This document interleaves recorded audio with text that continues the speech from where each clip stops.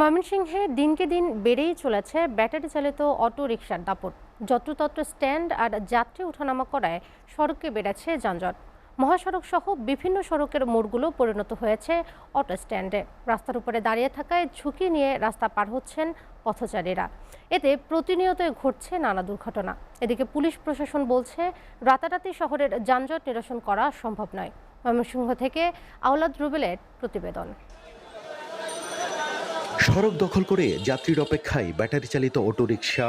ময়মনসিংহ শহরের প্রতিটি মোড় এখন পরিণত হয়েছে অটোরিকশার অস্থায়ী স্ট্যান্ড। এতে রাস্তার প্রশস্ততা কমে যাওয়ায় বাড়ছে যানজট। ময়মনসিংহ শহরে প্রতিদিন 12,000-এরও বেশি ব্যাটারি চালিত অটোরিকশা চলাচল করে। কোনো নিয়মনীতি না থাকায় দাপটের সাথে মহাসড়ক থেকে শুরু করে অলিগলিতে চলছে এসব যানবাহন। অনেকেই মা বোন নিয়ে আসে, দেখা গেল রাস্তাঘাটে চলাফেরা বিরাট অসুবিধা।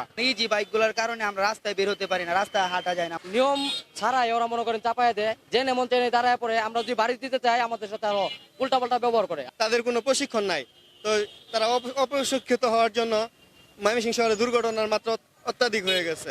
এদিকে নগরীর সড়কগুলো প্রশস্ত না হওয়া পর্যন্ত এসব বিপজ্জনক যানবাহন নিয়ন্ত্রণের দাবি জানান নাগরিক সমাজের নেতারা।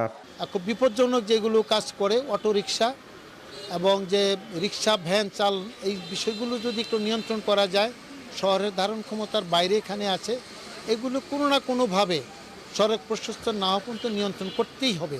ময়মনসিংহের দীর্ঘদিনের যানজট সমস্যা নিরসনে অটোরিকশার বিষয়ে সকলের সাথে সমন্বয় করে সিদ্ধান্ত নেওয়া হবে বলে জানান পুলিশ সুপার। প্রয়োজনের চাইতে অনেক বেশি এখানে আমাদের অটো সিএনজি শহরে রয়েছে। তো এই বিষয়গুলো, এদের বিরুদ্ধে যে আমরা অ্যাকশানে যাব বা তাদেরকে ডাম্পিং করব, এগুলো আমাদের একটা কালেকটিভ সিদ্ধান্তের বিষয়, আমাদের পুলিশের একার সিদ্ধান্তের বিষয় না। তো আমরা এই বিষয়গুলো নিয়ে আমরা সবার সাথে সমন্বয় করে আমরা সিদ্ধান্ত নিব। জনদুর্ভোগ লাঘবে ব্যাটারি চালিত অটোরিকশার বিরুদ্ধে কার্যকর পদক্ষেপ নেবে সংশ্লিষ্ট কর্তৃপক্ষ, এমনটাই প্রত্যাশা ময়মনসিংহবাসীর। আওলাদ রুবেল, এসএটিভি, ময়মনসিংহ।